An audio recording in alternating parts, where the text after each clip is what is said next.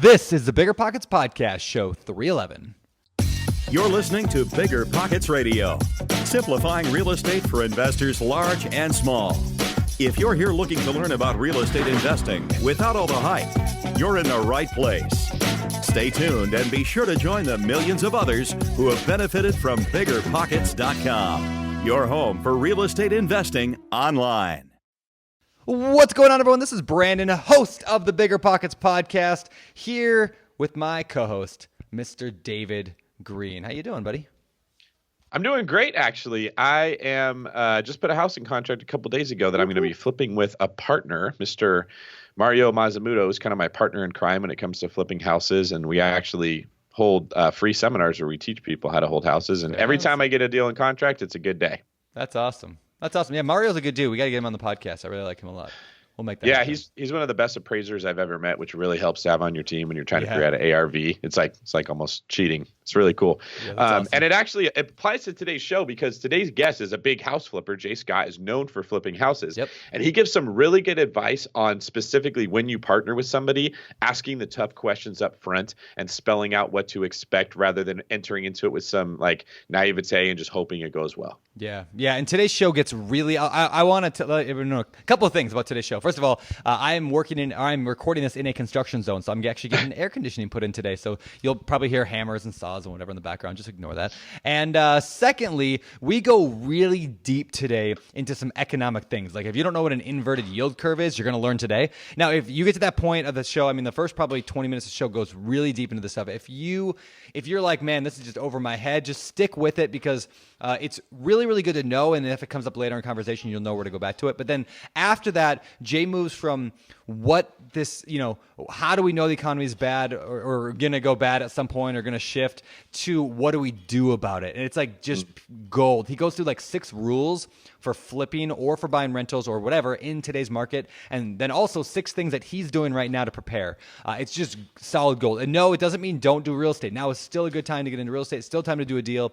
You'll hear that today over and over, but it's different. This is a different market. So I think you guys are going to love today's show, but we go real deep into this stuff, which is something I'm excited, was excited to do. And last thing before we go any further, let's get to today's quick tip. All right, so we're not just a podcast. People often think we are. They just listen to the podcast. But BiggerPockets is more than that. We have an entire website, millions of people on there every month, devoted to helping you reach your real estate investing goals. So if you're not already a member, join for free. And when you do sign up, this is important. And everybody, even if you're already a member, fill out your profile and tell us about one deal that will inspire us or teach us something. Like, you know how we do the deep dive and deal deep dive in the show? We actually allow every member on BiggerPockets to be able to upload your own deal diaries, like your own deep dive, basically, so people can see what you're doing and they can connect with you and see what you're up to. It only takes a couple minutes to do it, so definitely check it out. Again, go to your BiggerPockets profile and look for the deal diaries there and tell us about your investments. And let's get to today's show. So today we're talking with Jay Scott, author of, many of you read it, the book on flipping houses and the book on estimating rehab costs. What you might not know is actually we are relaunching that today because Jay wrote an actual brand, we'll call it an updated version. So it's version 2 or the second edition of the book. It's updated for today's economy, right? Things are different than they were 5-6 years ago when the book was written. So again, back in 2013, he wrote the originals. A lot of lessons still apply today, but a lot has changed. So here's the deal. We'll talk about it later in the show at like an hour in, but I'll just give you the short thing now. Go to biggerpockets.com/flippingbooks, plural, flipping books today. Order both. You can get the book on flipping and the book on estimating. You get them separate, but I encourage you to buy them together. You can get the ultimate package. You get the physical, digital, audio, and a bonus book, which actually you all love. It's called What Real Estate Investors Need to Know About the Economic Cycles. Anyway, you get all of that together. Just go to biggerpockets.com/flippingbooks. All right, so with that, let's get to the show with Mr. Jay Scott. All right, what's going on, Jay Scott? How you doing? Welcome back to the BiggerPockets podcast. Gentlemen, nice to be back. Thanks for having me. Yeah, so the last time you were on the show was a while ago. I don't know how long ago was it? Do you even know? It was a previous lifetime. It was a previous lifetime, I know that David wasn't on the show, yes. And you did not have that beard. That is true. Okay, so a lot has changed last time. I know you were first on the show. I think you've been on twice before. Is that right? Yep. I think the first time was 2012. I was number 10, so right at the beginning. Crazy. All right. So a lot has changed in the market. A lot has changed in your own business and how you're doing things, what you're doing. So that's what we're going to talk about today is a lot of like the changes and where you see things going. But what, for those who don't remember or haven't listened to the early podcast, can you just give like a 3-4 minute like summary? Who are you? How'd you get into real estate and why did you choose real estate and what did your career look like?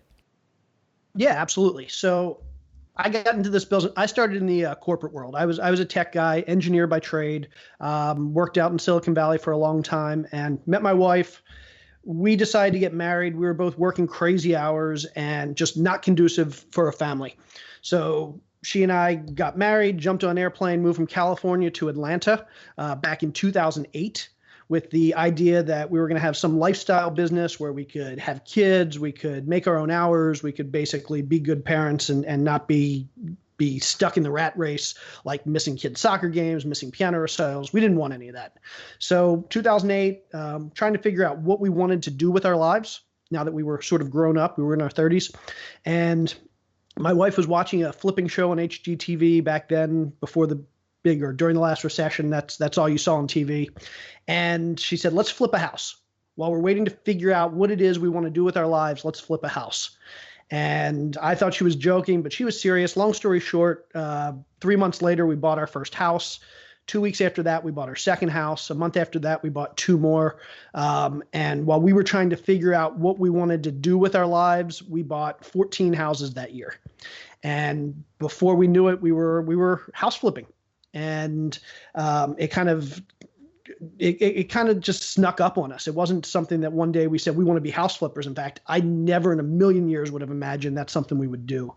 But we figured out we were good at it. I could do the analytical side. She was good at the marketing and the sales side. She was good at the design stuff. And here we are. I guess it's 10 years later. We've done a couple hundred deals. We've partnered on deals. We've done new construction. We've done a little bit of everything. And I'm finally getting to the point where I'm willing to call myself a real estate investor. Well, finally, Yeah, you're figuring 10 this years. out. Yeah, it was just last year that my wife and I stopped trying to figure out what we're going to do next and realized that we've figured it out. That's funny. All right, so what I guess I'm wondering the big picture, because today, people can listen to your last show, like you said, it was on episode 10, and I don't remember the other episode, but it was somewhere on there. I think 60s maybe. I don't know. 63 maybe. Maybe. Okay. So they can listen to that for your actual, full story. I want to know about the changes because like 6 years is an eternity when it comes to real estate cycles, right? So what you did back in 2010 is probably very different than what you did in 2018 and what other people should be doing, right? So maybe you can explain how has your business evolved in terms of changing through the market over the past 10 years? Yeah, absolutely. So let's start with I am really lazy. I'm probably the laziest person you know. And in the way I look at it, there's 2 types of investors. There's a type of investor that figures out what they want to do. They become the best in the world at it. They learn everything there is to know about it, and they do that forever. And so I know people that do multifamily syndications that they could be in the middle of the biggest depression in history, and they're doing multifamily syndications. They can be up like during a hot economic market. They're doing multifamily syndications. They can, no matter what the economy, what the market, what the anything hands them, they're doing multifamily syndications. I know people that do that with flipping. I know people that do that with mobile homes, with lending, whatever it is. They're just world class at what they do, and that's all they do. And then there are people like me who aren't that smart. And instead of trying to be the absolute best in the world and try and do things when the market doesn't want to allow me to do it, I prefer to take the path of least resistance. I look for the low-hanging fruit. So what I do is I let kind of the market and the conditions and where I am and all of that, I let that dictate where my business goes. So I don't say this is what I want to do. I say, tell me what I can do, what I can easily do, what allows me to continue to be lazy but still do a lot of deals and make a lot of money. You know what I love about that is it reminds me of that quote, I'm sure you've heard it before, where you can't control the waves, but you can learn to surf. I really like that a lot. Exactly. Right? Yeah, you can't control what the economic waves look like, but different waves make you want to surf a different way. So yeah, keep going. I Absolutely. don't want to interrupt you on that. But. No, that's exactly it. I mean, I remember back in 2008, my wife and I were doing REO deals, which are basically bank foreclosures, and they get listed on the MLS. And back in 2008, 9, 10, I mean, literally there were hundreds of these on the MLS at any given time, and we could throw a dart at the MLS, and whatever it hit was probably going to be a profitable deal. And so our first those are the good old days. those were the good old days. They're all good old days for different reasons. They are, right? Actually, yeah, because I couldn't get money back then. There were deals everywhere. I couldn't get money. Exactly. Yeah. Exactly. And so our first 50 or 60 deals were REO deals right off the MLS. 2010 comes around and my wife looks at me and says, "Hey, I think these are getting tougher. I'm seeing fewer and fewer deals, but I'm hearing people talk about short sales. And maybe we should investigate the short sale thing and see if there's an opportunity here." And so me, again, being lazy, I'm like, oh, we're seeing a lot of short sale deals. Great. I don't need to do REOs anymore. Let's do short sales. And we knew a lot of people who were just like, no, I've done 100 REO deals in the last 2 years. REO deals are easy. I'm good at them. I know how to do them. I know how to find them. I've got relationships in the industry. And they were just dead set on like not doing anything other than REO deals. They thought of themselves as REO investors. And here we are in 2011 and 12. My wife and I are doing short sale deals. We don't have much competition. And just like REOs a couple years earlier, there's hundreds of deals every day. I mean, plenty of deals. Meanwhile, we look at our investing friends and colleagues and competitors, and they're still trying to do REO deals, and none of those exist anymore. And so they didn't want to modify their business based on what the economy and the market was handing them. We, on the other hand, we just were going to do what was easy. So we went to short sales. And a year or two after that, we started seeing short sales dry up. And everybody was talking about, well, new construction's getting hot. Maybe we should learn new construction. So 2014, my wife and I partnered up with a friend of ours, and we started doing infill new construction. And then 2017 came around, and we started seeing that new construction was getting really tough. So we started partnering on flips, and we started doing some multifamily deals, some mid-sized multifamily deals, because there was some good opportunity there. And that's kind of been the evolution of our business over the past, how many years is it? 10 years. We look for the low-hanging fruit. We go where the market's allowing us to go. We're doing the stuff that allows us to continue to make money without having to fight the market, without having to fight a ton of competitors, et cetera. We're very much, we try and be flexible. There's the word. We try and be flexible. I love that. Yeah, flexible, I think, is the perfect word. What gets a lot of people messed up is they're looking for the quick, easy answer, the silver bullet. Where do I find a deal? Okay, that's where I find a deal. Boom. That's all I wanted to know.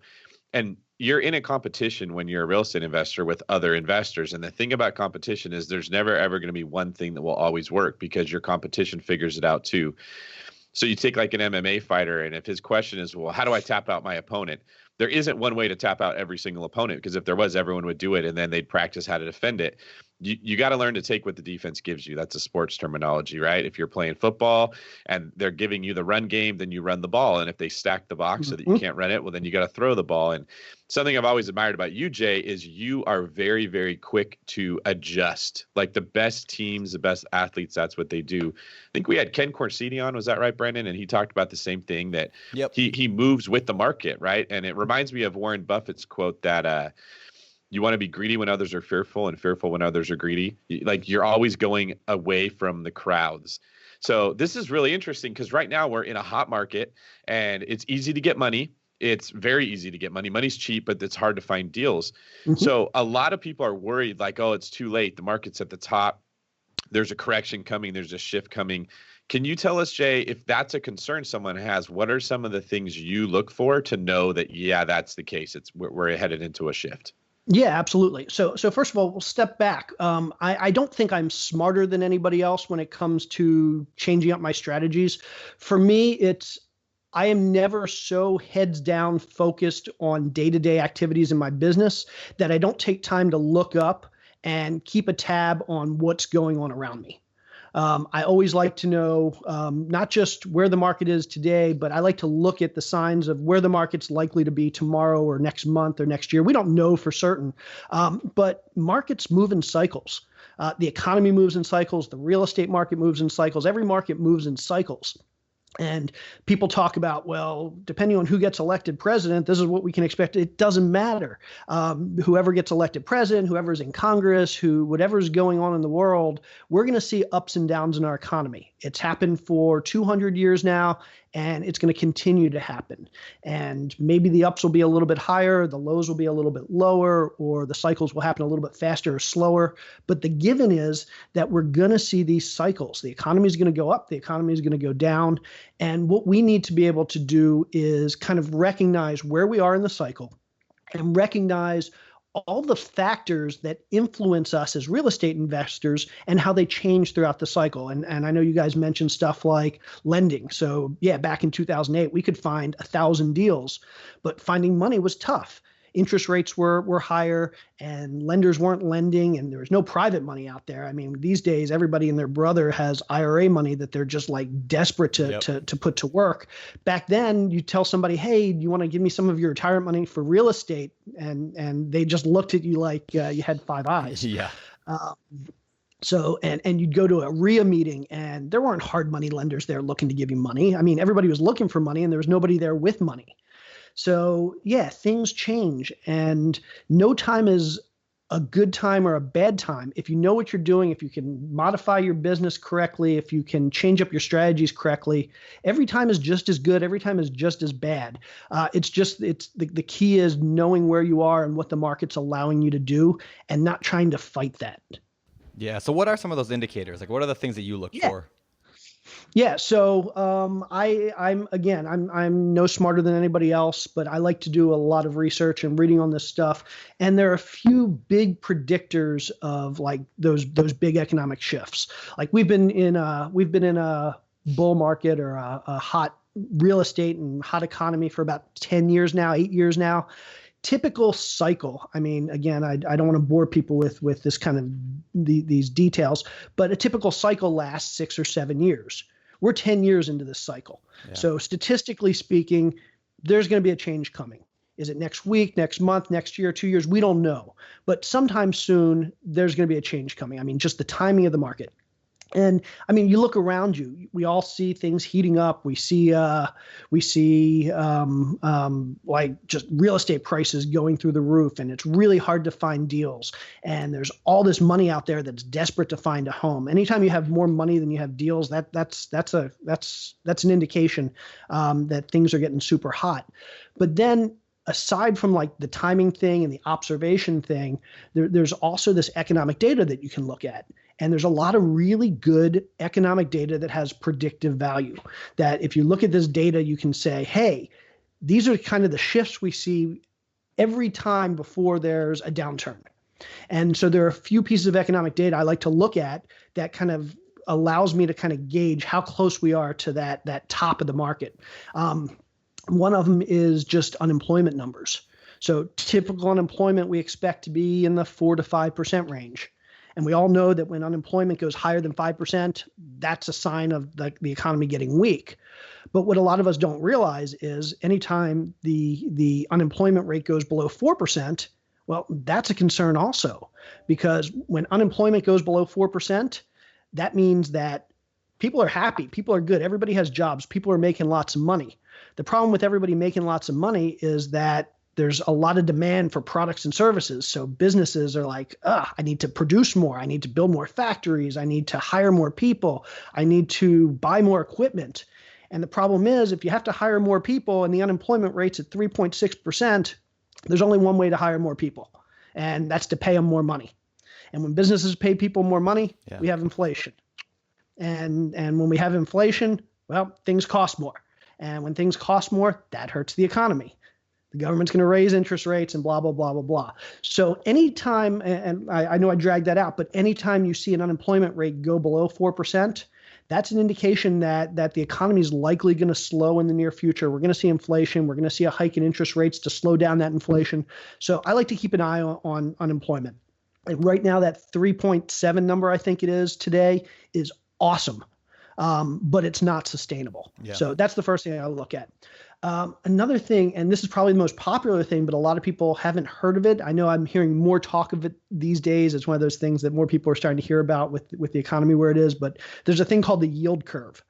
And government likes to borrow money, and they'll borrow money from investors by selling bonds. And basically, these bonds pay an interest rate, just like a savings account. But the difference is that they have some maturity date, which means you have to hold these bonds for a certain period of time before you get your interest. So if you buy like what are called 3-month treasury bonds, you have to hold those for 3 months. And if you do that, they'll pay you 1% in interest. If you're willing to hold it for 2 years and buy a 2-year bond, they'll pay you 2% in interest. If you hold it for 5 years, they may pay 4%. If you hold it for 20 years, they may pay like 5.5%. So if you look at a chart of these bond rates, where the shorter term expirations, the shorter time you have to hold them, lower interest rate, and the longer time you hold them, the interest rate kind of goes up. That's what we expect to see. You expect to see that if you have to hold something for 20 years, you want to get paid more to do it. The interest rate's going to be higher. But what we see when the economy starts getting really hot and investors start to get a little bit worried is that they want to put all their money in these long-term bonds because it's safe. They don't have to worry about the market dropping out from under them. They can lock in a rate for the next 20 years. So people start taking all their money out of other investments like real estate, the stock market, gold, and they put them into these long-term bonds that the government offers.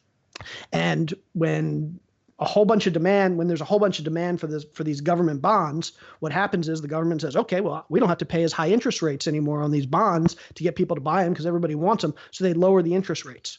At the same time, when investors start to get a little scared, they pull money out of these short-term bonds because they're like, no, I need security. I need to put my money someplace safer. So everybody pulls money out of the 2-month and the 2-year bonds and the 3-month bonds. And when there's no demand for those, the government says, oh, we got to raise rates on those to get people to buy them. So when investors start to get worried about the economy, what we see those lower expiration, those 2-month and 2-year and 3-year bonds, the rates go up. And on the other side, we see the longer term bonds, the rates go down. So instead of seeing this curve that goes from like low to high, we see this kind of flat curve. So the 2-year bonds are paying the same as the 10-year bonds.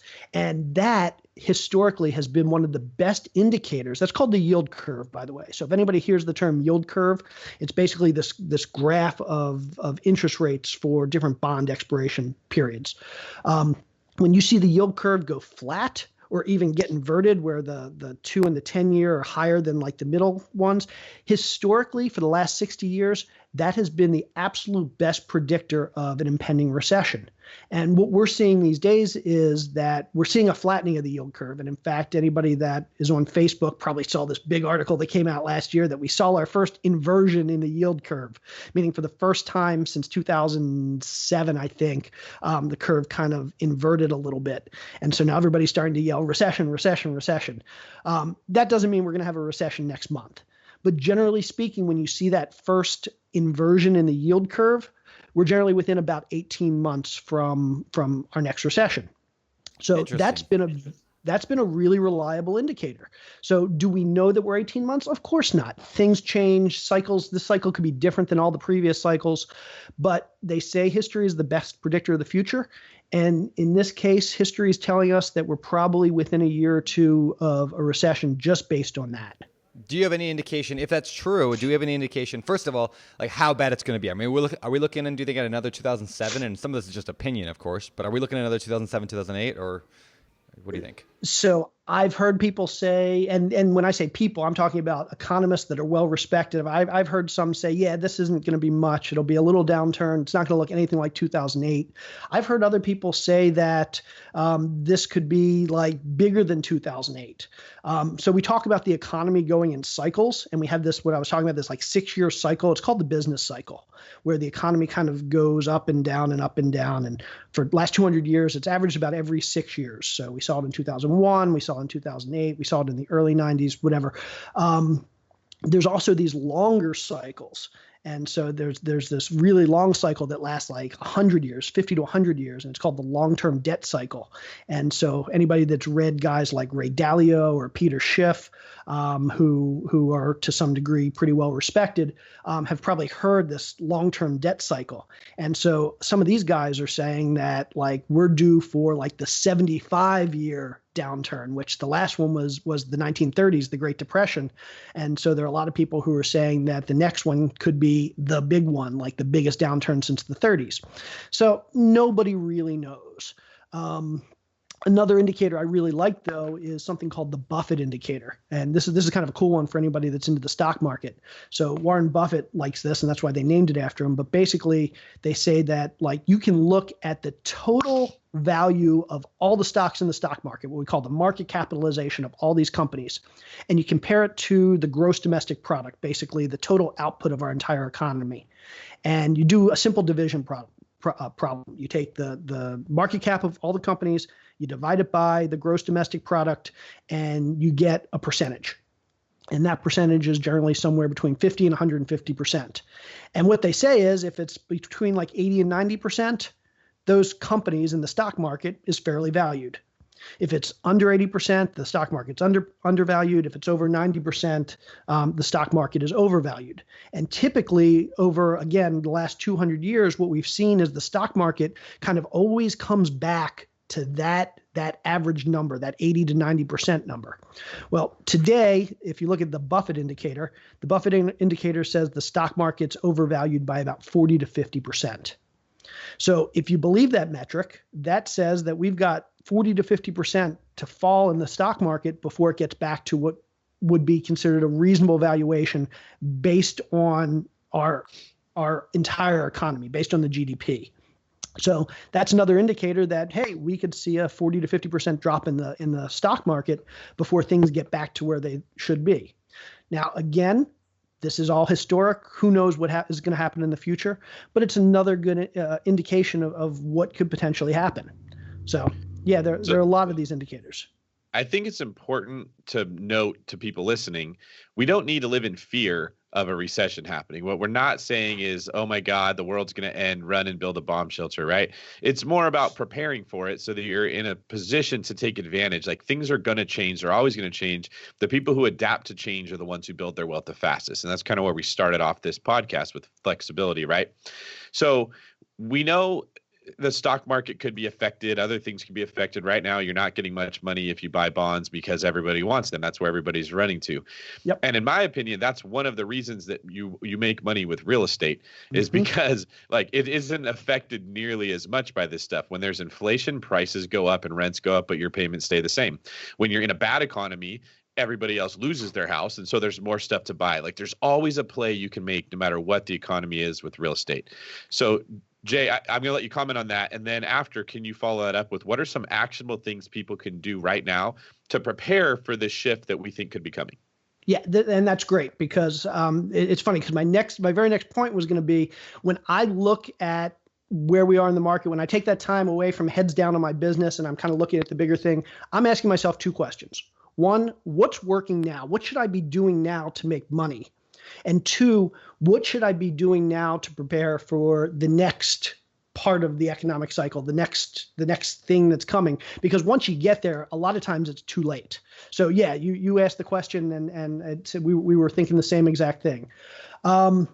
Let's start with and I know a lot of people look at me as a house flipping guy. So let me talk about what I'm doing from the house flipping perspective in terms of making money now. And a lot of people are saying to me, hey, you can't make money in flipping now. And the economy's getting ready to turn. You got to do something else. And no, that's ridiculous. You can make money in flipping. Again, if you want to be that person that like wants to be best in class, world class, you can flip anytime. Doesn't matter. I like to take the path of least resistance, but even now I'm still flipping houses. And if you take some precautions, if you do things, if you modify your strategies a little bit, you can still be successful. So flipping, here are my 6 rules for flipping right now, knowing that we're getting near the top. First, I like to be extra sure of my numbers. So 5 years ago, I could go into a flip thinking, okay, I think the rehab cost is going to be this. I think the ARV is going to be this. I think I'm going to be able to sell it in 3 or 4 months, whatever the time frame is. And I knew that if I was off on a couple of those numbers, the market was going up and the house was going to be worth, if it took me 6 months to sell instead of 3 months, I'd probably make more money because values were going up. And so I wanted to have a general idea of my numbers. I wanted to know about how much I was expecting to make. But I didn't care that I knew down to the penny. These days, I want to know down to the penny. I don't want there to be a lot of margin of error, because there are too many external factors like the market that can come in and affect me as well. So these days, I make sure that I do due diligence 2 or 3 times before I buy any property, and I know my numbers cold. I make sure I get quotes from contractors. I don't just assume I know what they're going to charge me, et cetera. Second, I'm staying away from any deals that are going to take me more than 3 or 4 months. So for several years, I was happy to do new construction projects that would take 8, 12, even 14 months. We were doing some big rehabs where we were doing what are called pop tops, where we put it on a second story or add square footage. And between the zoning and the permitting cycle and all the work, I mean, we're looking at 6, 8, 10 months. These days, who knows where the market's going to be in 6 or 8 or 10 months. And I don't want to take the chance that we see a big downturn while I'm holding 5 properties that I'm building.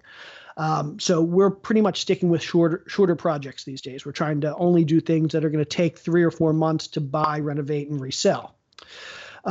Third, we're making sure that we have plan B, plan C, plan D on all these properties. We have backup exit strategies.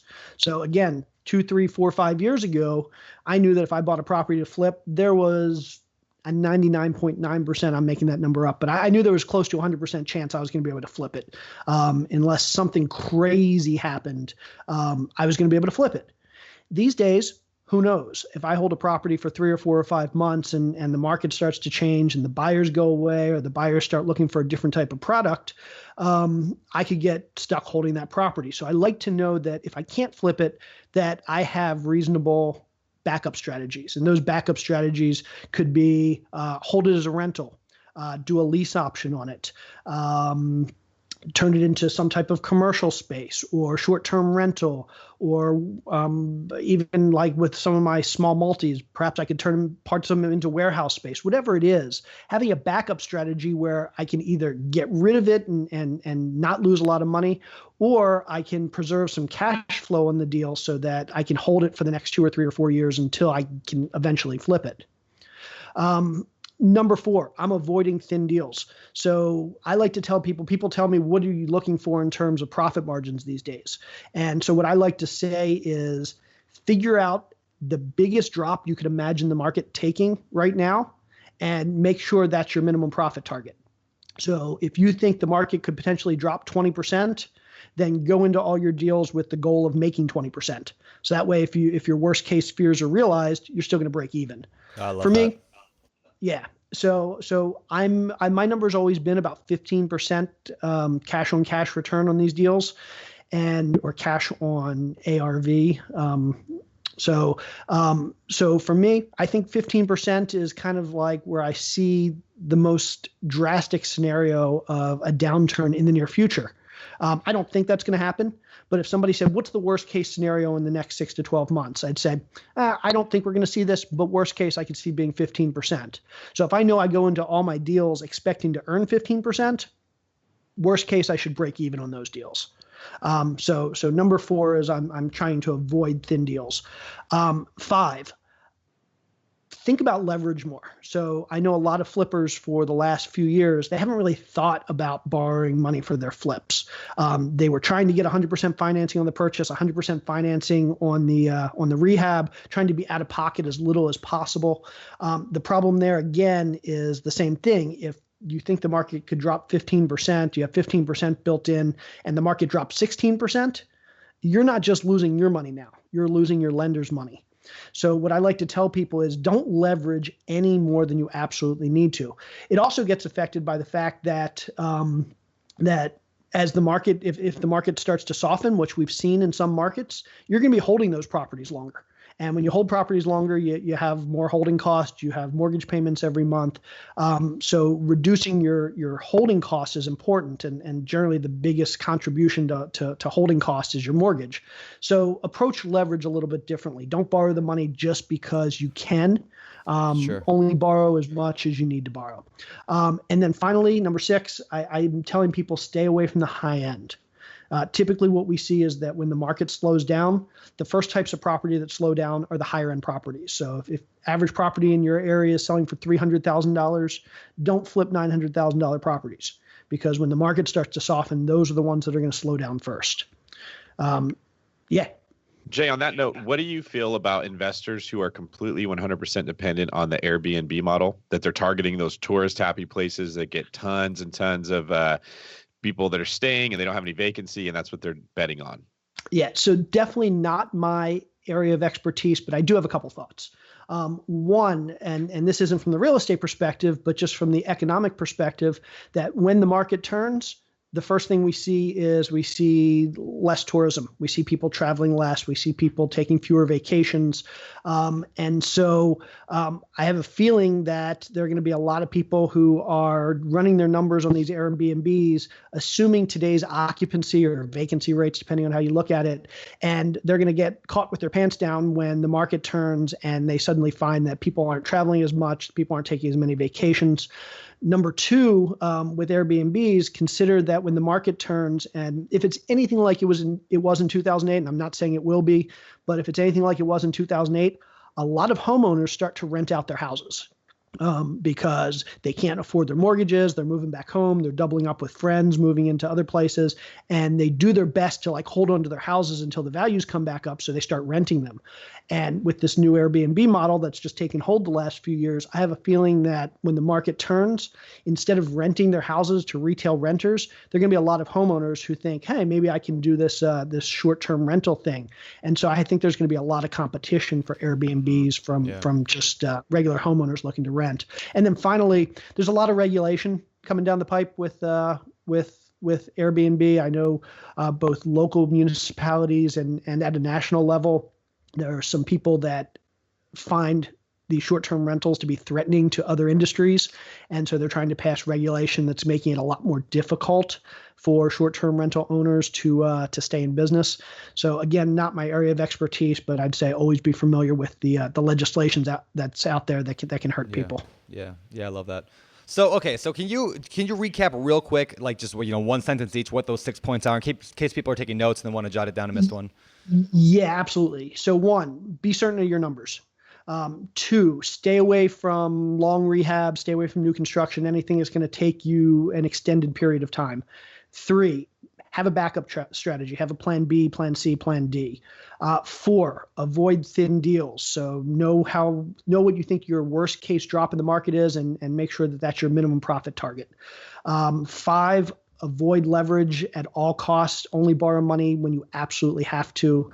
And 6, stay away from the high end, because that's the part of the market that's going to soften the fastest. When things start to turn, the high end market's going to turn first. Yeah, I love that. I love that you said all those 6 points. So last week I went and looked at a flip. There was an auction.com property here on Maui that I was looking at, and it just the numbers appeared at first glance to be really, really good. Actually, a BiggerPockets member brought it to me, and she's fantastic, and we had some great conversations about this deal. But at the end of the day, there was just something I didn't like about that thing. It was those 6 points, right? The property was a $900,000 purchase, supposedly ARV of $1.5 million. But I looked at the first rule, how sure am I on those numbers? Well, 1.5 is definitely pushing it. And a year ago, sure, 1.5 made a lot of sense in terms of I think we could stretch to the top of the market. Secondly, it was a huge, almost 3,000 square foot house that needed 100% gut, pretty much, right? So I'm in 250, probably 250K of just rehab. That's going to take 6 to 9 months. So now I'm holding it too long, right?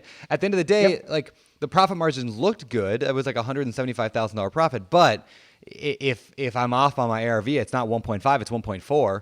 And if I go 50 grand over my rehab, all of a sudden now I'm broke even. If the market drops, I'm going to be at 1.2 potentially. Yeah. Right? That just that sucks, right? So those 6 points all together, and it was a high end flip. It was it was going to be the highest priced house at the ARV in that neighborhood.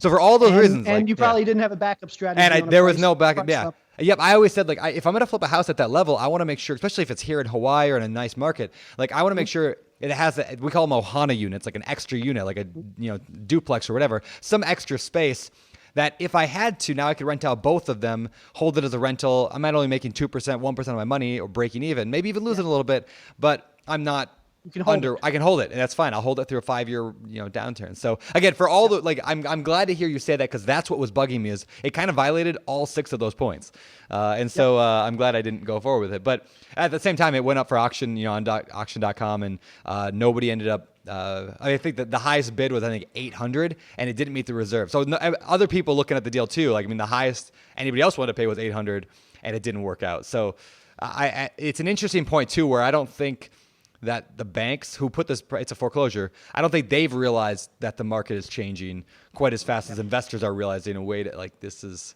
actually the 3rd time it came up on auction.com, and it's going to go back on again in a month. So I think that perfectly illustrated Jay's points in a real world example. We could not have planned that any better because a lot of people, they're just so hungry to do something that if the minute they see I can make 175,000, they're like, they can't let go of that 175 number. They think that they're losing 175,000 if they don't do the deal.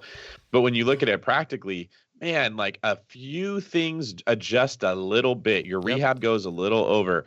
The market goes down a little bit. Interest rates go up during your rehab, and that corrects the market a little bit. And boom, you're losing a lot of money. Just because it's not just the end number, it's the percentage of what you're putting in. So I love that. If everybody who's listening to this starts using these rules when they analyze every deal, the right decision will become much more clear. Yeah, I love that. All right, so you mentioned estimating, being good on your numbers. So speaking of that, I think it's a good transition real quick to mention we have a brand. Go ahead. I didn't get a chance to tell you what I'm doing to prepare. Oh, okay, fine. We'll go there before we talk about your book. What are you doing to prepare?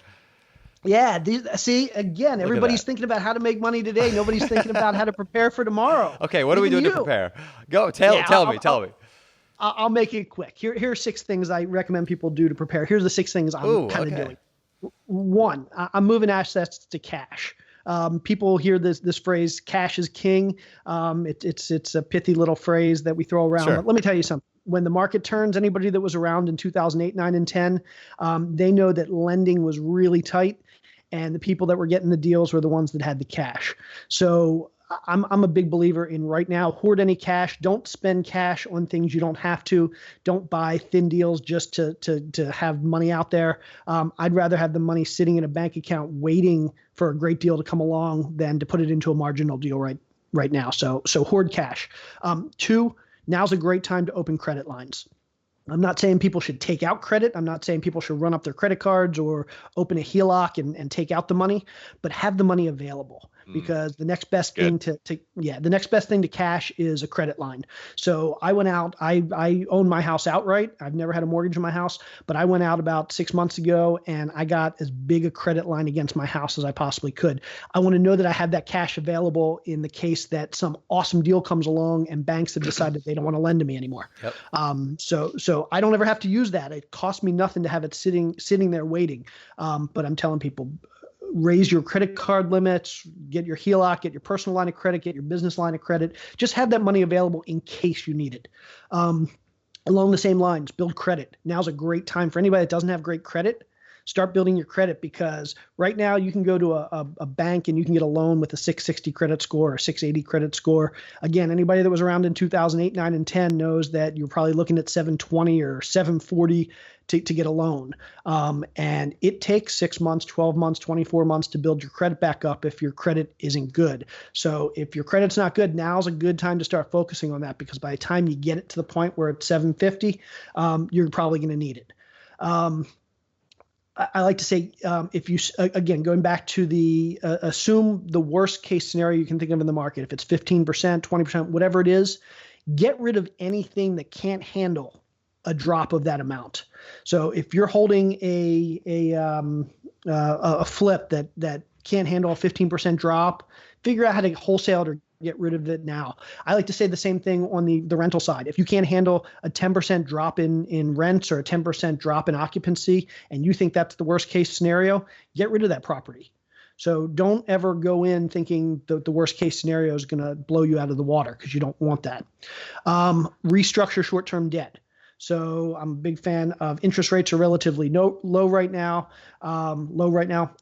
In 2 years, not only could interest rates be higher, but if you have a loan that's coming due, if the market's bad, the lender may be hesitant to try and restructure that loan. They're just going to say, pay me off. I don't want to extend this. So if you have any loans that are coming due in the next year or two, see if you can work out something with the lender where you extend it for 3 or 4 or 5 more years, even if you have to pay an extra quarter point or whatever it is. Having longer term debt will help you weather any big storm.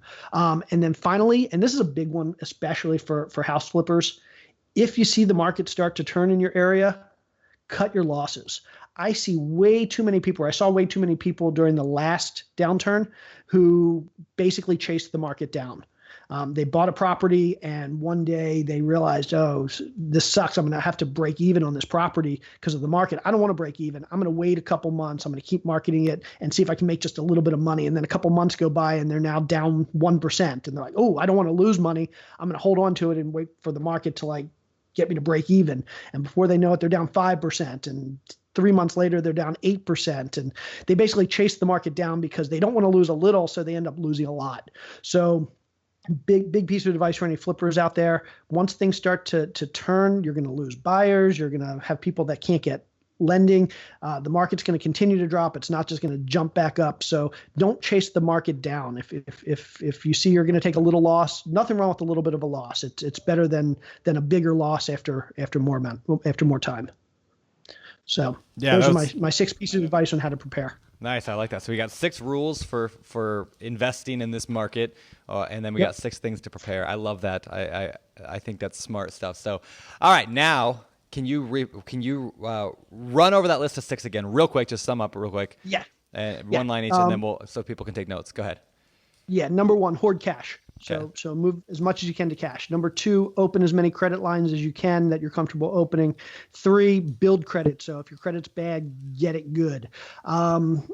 4, get rid of anything. Figure out what you think the worst case drop is in values, rents, occupancy. And if you have anything that can't handle that, get rid of it now. Don't hold on to it. 5, restructure short-term debt.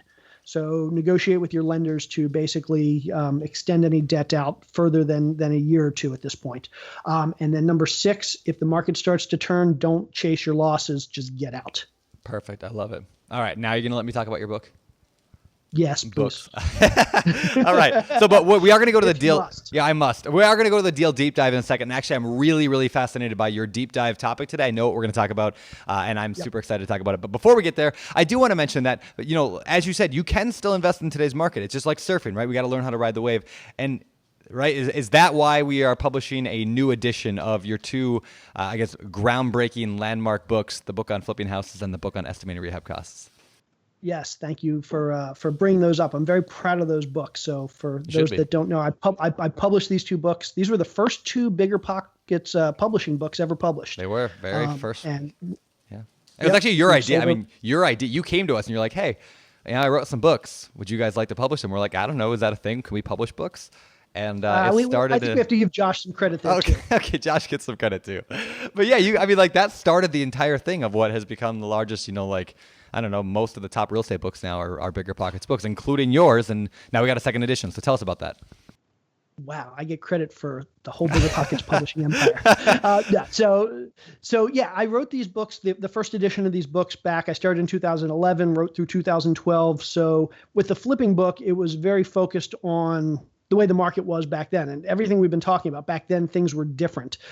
It was very much a buyer's market. So as a house flipper, you didn't need to know how to find properties. That was easy. You needed to know how to find buyers, how to market houses, how to stage houses. Basically, everything on the back end you needed to be really good at because the hard part was selling. And so the book was very much written from the perspective of somebody that was investing in that market. As we know, over the last 4 or 5 years, things have changed. It's no longer a buyer's market. It's now very much a seller's market. And the key is figuring out all the upfront pieces, the acquisition, the financing, all the stuff that's a lot harder now, the scaling. So I took this as basically an opportunity to go back and revise the book to kind of focus on the other part of the market, the seller's market side of things. And so basically focusing more on acquisition strategies and things like that. And also, I'll be honest, I wrote the first book and I didn't send it through a professional editor. And so I think the biggest piece of negative feedback I've gotten over the last 5 years, and the biggest thing that I was disappointed in, was there were just a whole bunch of grammatical mistakes and things like that. So I've kind of been embarrassed about that for 5 years. So I'm very glad we got the opportunity to rectify that. And so very proud of the new edition. On the estimating side, everybody knows that prices now are a whole lot different than prices were 5, 6, 7 years ago. So I literally reached out to, it was about 50 investors across the country in all the big markets. And I sent them a survey, basically, help me figure out what prices are in your markets, so I could get an idea of the ranges for, and I think I sent, it was 128 or something data points, and gave me an idea of like ranges that other investors were seeing in other markets. So that allowed me to basically update the Estimating Rehab Cost book with accurate prices from around, again, it encompasses about 80% of the country. You got another 20% that are markets like Northern California and LA and New York and Boston that are going to be just whole worlds by themselves. But the price ranges we have in the book now kind of encompass like today's prices across about 80% of the country. That's awesome. No, I'm super excited. So that's very, very cool. Again, the books are fantastic. I mean, I read them the first time around, and I'm super excited to be able to update them, new content, all that stuff. And also there is a bonus book that you put together, like an ebook called "What Every Real Estate Investor Needs to Know About the Economic Cycle." So if today's podcast interests you at all, is that more of that? Is that what's in there? Yeah. Absolutely. It talks all about the topics we've been talking about today, but it goes into a whole bunch more detail, goes into a lot more history of the cycle and what affects the cycle, and then jumps into, if you're a real estate investor today, not just a house flipper, but any type of real estate investor today, here's what you should be doing to make money, and here's what you should be doing to prepare. I love it. And one thing I don't think we talk enough about, but there's a lot of flippers on the site, but there's a lot more rental property owners around BiggerPockets. Like, that's a little bit more of a popular topic. A lot of people listen to this show are like, well, I don't care about flipping. But the truth is, the best deals generally in today's market are rehabs. So like, these books actually helped me a tremendous amount on what I do, the BRRRR strategy. I know David does it as well. Like, we buy nasty properties, we fix them up, we rehab them, rent them out, right? The exact same thing applies. I mean, maybe one or two chapters in the flipping book maybe it doesn't apply. Everything else applies perfectly. The ARV, the figuring out all the rules, the analyzing, dealing with contractors, all of that stuff still applies to anybody who's looking for a good deal in rental properties today as well. And estimating is obvious. It applies to everyone. Yep. Cool. All right. Well, everybody go to biggerpockets.com/flipping books. So biggerpockets.com/flipping books. No spaces, just flipping books, plural. And you can get it there. And you can get either book individually, or you can buy them as a package, which I highly recommend. One, because it's cheaper. But we have an ultimate package that includes both books in physical and digital form, and the audio version, and the bonus book. And all that's like, I don't know, I think it's like $59 or something like that. So again. And a whole bunch of spreadsheets and checklists and documents, basically everything I use to run my business. Yeah, there you go. So get the ultimate package. It's totally worth it. I mean, it's one of those things that's hard not to see that making you 1,000 times a return on that. So check it out, biggerpockets.com/flipping books. And with that, we have got to move over to the next segment of our show, which we call the Deal Deep Dive. Deal Deep Dive.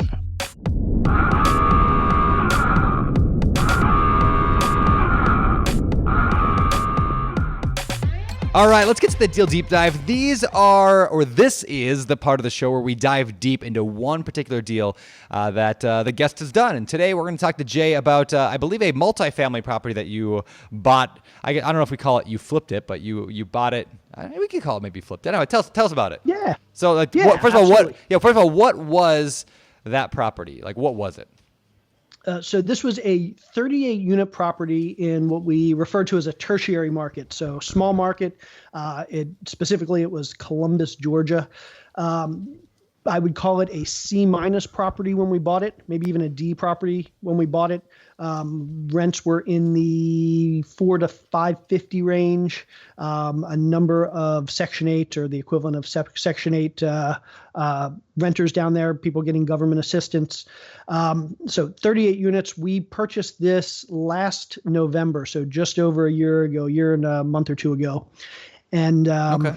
So yeah, I was gonna say. So before you get to there, like, how did you find it? Before I get to the price, how did you find this deal? Yeah, this was great. So I had two partners on this deal. And one of them, we'd been looking at multi-unit. We've been looking to buy multi-unit for like a year. And so he's talking to people in some of the bigger markets. We're talking to people in Raleigh, North Carolina. We're talking to people in Atlanta. I'm looking up here in Maryland.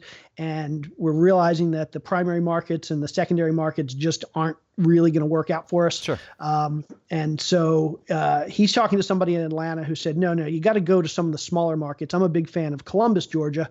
You should look down there. And so basically he hops on the internet and he types in apartments for sale, Columbus, Georgia.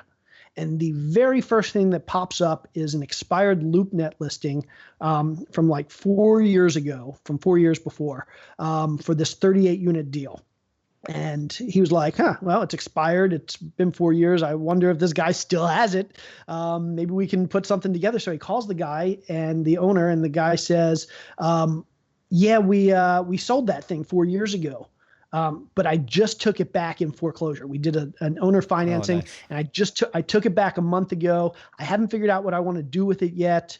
And so are you interested? I mean, if you can save me from having to like do any work on it or whatever, let's talk. And so I flew down there 2 days later, and we went down to see the property. We negotiated a deal. So essentially we found it by doing apartments for sale, Columbus, Georgia. And that's how we found this deal. Crazy. Yeah, that's awesome. I love that. And it's actually kind of a cool strategy. Again, like find properties that sold a number of years ago and go that route. Yep. Okay, so how much did you pay for this deal? We paid $609 for 38 units. You can do the math. So it was cool. About $17,000 or $18,000 per unit. So it was. Jay didn't trust you to do the math, David. You can do the math. Let me tell you what it is. That's right. He's a cop. I saw the smoke coming out of his ears. Yeah. He said, you can do the math. Oh, God, David looks terrified. I need to jump in here and save him before he embarrasses himself on the air. Long story short, well under $20K a unit, which gives you an idea of the types of units it was. Although, let me tell you something. We met every tenant in the property, and these were some of the nicest people that you could have imagined. Like if I had to imagine the type of tenants I'd want living in my properties, whether they were A class or D class, these were the people. So that's kind of what sold it for me. Like I was a little scared going in to buy a C minus or a D class property, but once we met the renters, we were really happy. That makes sense. All right. So how did you negotiate it? Any fun negotiation strategies in there? Yeah. So this was interesting. We negotiated seller financing. And so the seller was going to provide about $450,000. We were going to provide the other $170,000 when you include closing costs and everything. Day before closing, it turns out that the seller was planning. He had bought it owner financing, and he wanted to do a wrap with his lender. Yeah. His lender got wind of the deal and said, "Nope, I just want to be paid off. I've had this loan for like 20 years now. I just want to be paid off." So seller financing went out the window. We scrambled. We found a bank that we had worked with in the area a number of times before. And because of our relationship with the bank, they basically said, yeah, we can get this done. And they got the deal done in 2 weeks. So we had to extend closing a little bit. But basically, they lent about the same that we were going to get the owner financing for. So we were out of pocket about the same amount. All right. Okay. Cool. So what did you end up doing with this property once you actually bought it? Yeah, so management's definitely the most difficult thing for these mid-size properties. We're not making enough money. In general, these properties don't make enough money that you can hire full-time managers to be on site. Sure. And they're making like they require more management than like single families do, obviously. So it's always a tough problem. What we did was we reached out to a couple other apartment owners in this area that own very similar properties, like somewhere in the 20 to 50 units. And we said, hey, we want to hire a manager. Do you want to do like a timeshare? Do you want to do a time split with a manager? And so we ended up negotiating a deal with two other apartment owners where we hired this person who had a small team around them, and basically we shared them. So we got them about a third of a time. They got them about a third of a time. So we could afford them, but we also had somebody that was pretty much dedicated. It was kind of the best of both worlds. That's awesome. And so you asked what we were going to do with the property. basically we decided that we were going to, instead of putting a ton of cash into it, we were just going to let the cash flow, because it was about 90% occupied at the time. We were going to do some cleaning house. We were going to evict a bunch of tenants that weren't paying, but we were basically going to use the cash flow from the property and just put it back into the property to renovate it over a year or two. So we were generating about $12K a month. Of that, I think about $6K was profit, and so we were rolling $6K a month in, and so doing some longer term stuff like some CapEx stuff like roofs and siding, as well as fixing up the units and taking care of the tenants, all the maintenance issues that had collected over the previous couple of years. Okay. All right. So Jay, what was the outcome of this property? Like, what happened with it? Where you at today with it? Yeah, so our goal was to hold it long term, but turns out that one of my partners decided that he wanted out of real estate, which was kind of crazy because I've been working with this guy for 10 years, but he decided he wanted out of real estate and was looking to sell off his holdings. He asked the other two partners, me and the other guy, if we wanted to buy it from him, and basically we said, we'd consider that, but let's see if we can put it back on the market and sell it for a premium, because we bought it at like 12 cap. We thought that it was probably worth about a 10 cap. And we had raised income a little bit. So we put it back on the market. Ultimately, we couldn't get a good offer because there was only about a year or less than a year's worth of financials on the property. We bought the property without any financials because it was a foreclosure. Sure. And lenders just didn't want to lend on it without financials. We got loans because we had a good relationship with the bank, but none of our buyers could get a loan. So ultimately we had a buyer come to us and say, hey, I'll give you your price. And it was around $780. Which was a nice profit for us. He said, but I need seller financing for 2 years so that I can build up some financials to get a loan. And so ultimately what my partner and I did, the way we structured it was we said, okay, we'll give you seller financing on about the same that we had our bank loan on. We provide seller financing. I turned around and we charged them, I think it was like 8% for 2 years. I turned around and basically sold my half of the note to a friend of mine who I knew was looking for some cash flow, who had extra cash. And basically I turned around and I sold him the cash flow. So I sold him my half at the same 8%. So basically every month for the next 2 years, I'm getting income in from the note that we originated. I'm handing it off to a friend of mine who I have a note with. So I'm breaking even on the cash flow. I got all my cash out. And now in 2 years, I'll basically get all the profit. That's clever. Yeah, that. So I'm deferring the profit for 2 years, but I got all my cash back right away. So it was a good deal for me. Tools in the tool belt, right, man, Brandon? That's what it is, right? The more tools you have in your mental toolbox, the more things you can put in there, and that's why, we published a book on note investing, from Dave Van Horn, right? Things like that, like they're just good tools to have in your toolbox. And the crazy thing is, Dave actually was the one that suggested to me that I should consider doing this with the property when I was trying to figure out what to do. So yeah, great book, and Dave is a great guy. All right. Last question then. Lessons learned. Lessons learned. I think the biggest lesson on this one is make sure you go into deals with partners. And I'm always skeptical of partners, but just make sure everybody's on the same page. In this case, we pretty much did, but it was kind of a curveball when 8 months after we bought this property, our partner said, hey, I'm looking to get out. Not sure if we could have foreseen it, but it was just a really good reminder that anytime you're going to work with partners, just have these tough conversations like what happens if, and what are your long-term plans and things like that. So for me, the biggest learning, besides just it was our first multifamily, so there was a ton of learning there. But the biggest takeaway for me is just be careful with those partnerships. All right. So we are headed to the fire round questions. It's time for the fire round.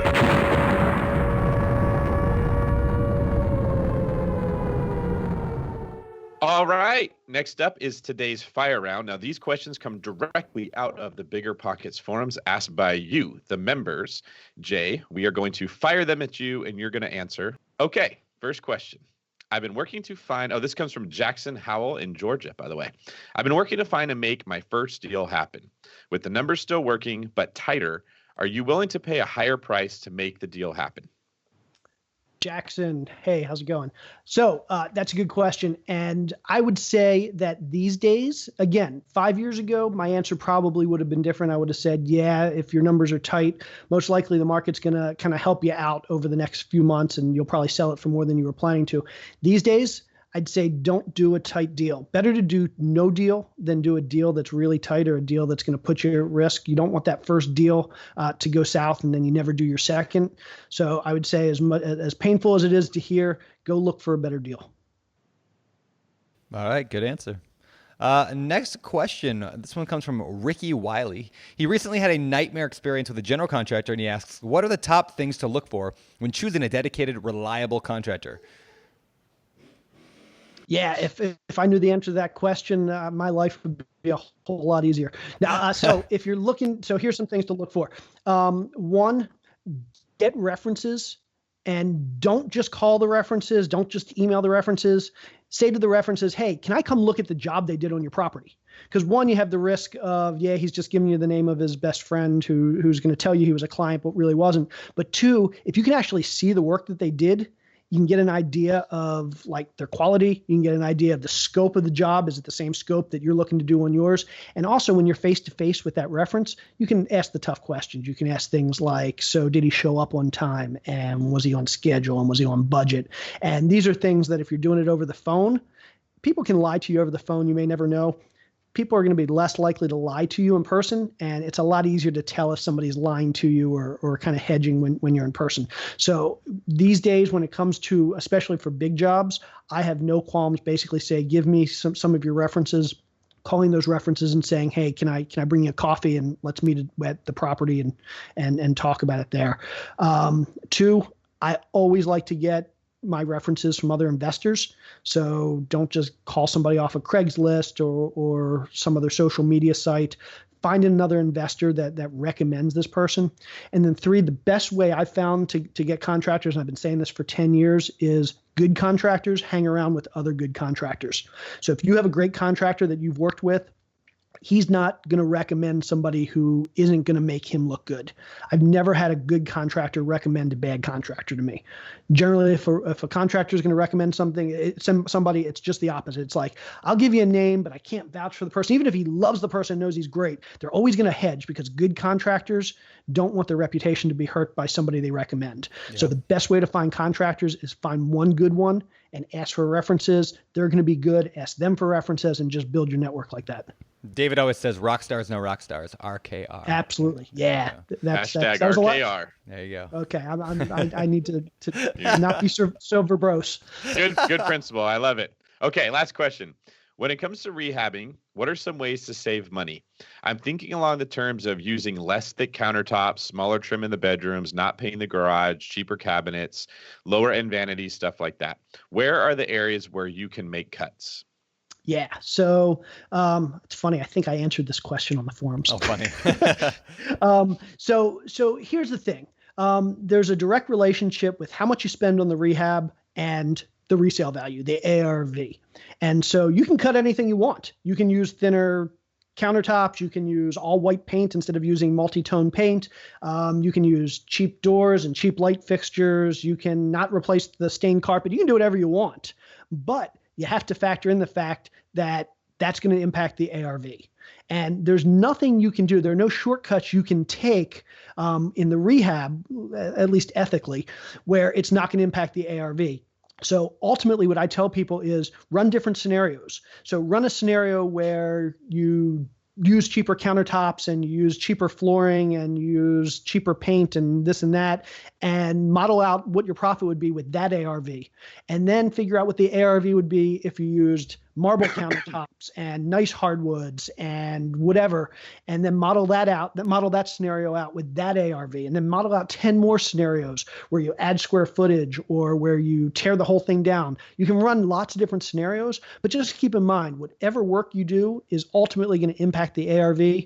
So just do the model. And so, yeah, if it turns out that you can make more money by using thinner countertops, great. Just don't expect that you're going to sell it for the same price. Yeah, that makes sense. I would add that if you're inexperienced and you don't know how to tell if it's going to affect the ARV, You don't need to know. Ask someone who would know. Ask the agent who's going to be selling it. Ask another investor who flips a lot of houses. Ask someone experienced with it and go by their advice. You don't need to go try to figure all this out and stress yourself out. Yeah. Find the closest house that's on the market that's a flip and go walk through it and see what they did.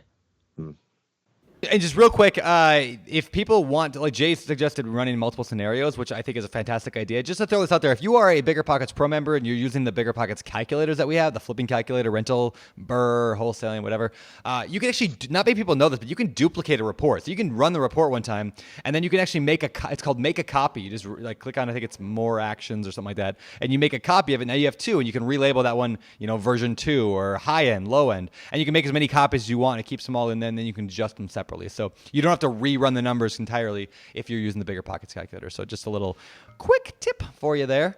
And with that, I want to shift and head over to the last segment of today's show, the world famous. Famous for. All right, this is a part of the show where we ask you the same 4 questions that we ask every guest every week. Number 1, Jay, what's your current, and I'll say besides your own book, which I'm sure you love, besides your own book, do you have a favorite real estate book right now? Besides your guys' books? Well, we'll say besides your book. You can still say it's my book, but just kidding. Did you ask real estate book or book? We'll go real estate book first, and then we'll go business book. Yeah, absolutely. Well, real estate is business. I don't know how you do it. No one's ever called me out on that. We're going specific first. What's your favorite real estate business book, followed by non-real estate business book? Yeah. So these days it's funny. I'm always kind of shifting like what I'm trying to learn. I like to learn about all different things. And last few months I've been really focused on learning everything I can about notes. So I've been really focused on note investing. So I've been here's nice. One. Is it backwards here? If it's backwards. No, it's right. It's right. Oh, that didn't happen. Okay, that's good. Real estate. So Dave Van Horn's book is fantastic. And what's it called? Real estate, for those who can't see the video, real estate note investing. There you go. Complicated title. Yeah. They really should have called it The Notebook. I know. We talked a lot about that. We actually went back and forth 100 times. Should we call it The Notebook? Because that would be funny. Yep. And then as a math guy, and this book is not well written, but it's a classic for anybody that's looking to learn about notes and the math behind it or whatever. Invest in Debt by Jim Napier. Cool. Napier. So those are the two that I'm kind of reading simultaneously, going back and forth. You're one of them too. I'm always reading multiple books at one time. Yep. He is too. Brandon, you can't even keep up with him because he's always like, "Oh, I'm reading this cool book," and it's one of 20. And it's like he's got multiple personalities, and they all have their own book that they want to read. He's got to feed them all. That's the way I am as well. Okay, what is your favorite general business book? My favorite general business book these days. It's funny. I'm not a huge Tim Ferriss guy. He's okay, but he's got a book called. He is. Yeah, he's okay. He's got a book called Tribe of Mentors that I'm really loving. It's one of those books that literally, so for anybody that doesn't know, he interviews some awesome people and asks some awesome questions about these people. And this is one of those books that you can just open up, turn to a page, and just be inspired. Just pick a random page and start reading, and you're going to walk away 10 minutes later more inspired than you were 10 minutes earlier. He asks a lot of these people, like, what books do you recommend and what tips do you have for living a better life and doing better in your business?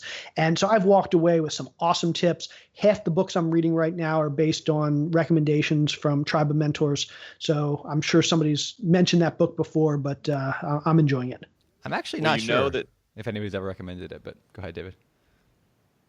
Well, I was going to say, that you're already successful when you're listening to Tim Ferriss because you have 4 hours of downtime to spend listening to one podcast of Tim waxing on and on and on about things that you need to know. So I bet you the tool of the, what is it called? The Tribe of Mentors book is probably like 9,000 pages. So it is really big. Yeah, exactly. Okay. What are some of your hobbies? Some of my hobbies. So these days I'm focusing a lot of time. This is kind of an investing hobby, but I've started buying racehorses. And so the last year or so, I've bought 10 racehorses, and I'm really getting into the investing side of racing. And I love the horses. So I spend a lot of time at the barn actually visiting my little guys and girls. Awesome. But yeah, that's probably been my biggest kind of side hobby for the last year or so, has been racing and racehorses. Do we have a book coming out in the future for how to invest in the thoroughbreds? Book on thoroughbreds. I won't write a book unless I think I can do it better than anyone else, and I don't think I'll ever be able to do that better than what's already out there. That's funny. All right, final question of the day. What do you think sets apart successful real estate investors from those who give up, fail, or never get started? There's so many things, but I would just say taking action, doing that first deal. And I know everybody probably says that, but let me throw something out. And I probably threw this out there on my 2013 podcast, but I need to drive this home for anybody that's listening that hasn't done a deal and is like thinking about giving up or is getting discouraged. I have yet to meet, or it's probably an exaggeration, but I very, very, very rarely meet anyone in this business that has done one deal. So I meet tons of people that have never done a deal, people that have given up before they've done a deal. And then I meet tons of people who have done lots of deals. And what you'll find in this business is if you can get that first deal, you're not going to stop. You're going to get the second, you're going to get the third, you're going to get the 10th, because the first deal is infinitely harder than all the rest. So my biggest piece of advice to anybody out there that hasn't done a deal and that's getting discouraged, keep going, because once you get that first one, it's going to snowball. And you won't do just one deal. Get that one and you'll do 100. Yeah, I love that. I love that. We talk a lot about that. There's a thing I call the stack, right? And the stack basically means if you just buy that first deal, and then later on you'll understand, you have knowledge, experience, you can then buy maybe 2 deals, and then you maybe go to 4 deals, and then 8, 16, 32. And people, it's a lot faster than people imagine, and a lot, I don't call it easier, but more simple than people imagine to acquire a number of flips or number of rentals, because you're getting a little bit better every time. Basically, the summary of this entire podcast is I throw out an idea over 5 minutes, and you guys give me the word or the phrase or the acronym that means the exact same thing. It's you gotta study geometric progression versus linear progression. Real estate is not linear progression. You feel like you're getting nowhere, and then the next thing you know, you're going so fast you can't even keep up with it. Absolutely. Yeah. Okay. Well, Jay, this has been fantastic. The last question for those of us that are fascinated with you is, where can we find out more about you? You can find out more about me on BiggerPockets.com, first of all. Woo-hoo. So I think I currently have the distinction of being the most posts of anybody on BiggerPockets. So so Jay Scott on BiggerPockets. If you want to check me out on Facebook, we've got a great group of people that talk about real estate and the economy on Facebook. My handle is Jay Scott Investor.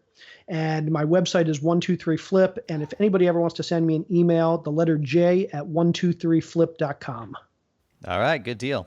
Well, Jay, this has been fantastic. Thank you so much. We're going to take this show out right now and just, I guess we'll take it out nice and easy. This has been fantastic. I don't want to belabor the point because it's just so good. So thank you for joining us today. I'm going to go take care of my dog who won't stop barking by my feet. And, we'll see you all around. Thank you, Jay. Thanks, guys. And thanks you, David. for sharing your wisdom. Check out the new book. It's going to be very, very good. You want the revised edition of what Jay has done, learn from the master. This is David Green for Brandon, the Buy-in Hawaiian Turner, signing off. You're listening to Bigger Pockets Radio, simplifying real estate for investors large and small. If you're here looking to learn about real estate investing without all the hype, you're in the right place. Be sure to join the millions of others who have benefited from BiggerPockets.com, your home for real estate investing online.